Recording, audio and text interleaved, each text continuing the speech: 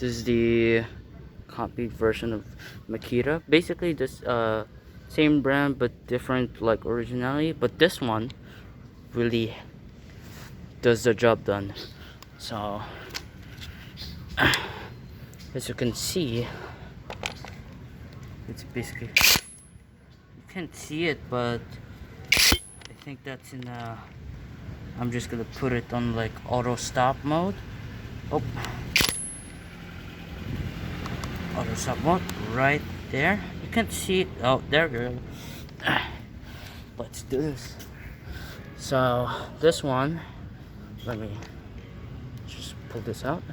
As you can see, it's very tight, so I have to do it like this.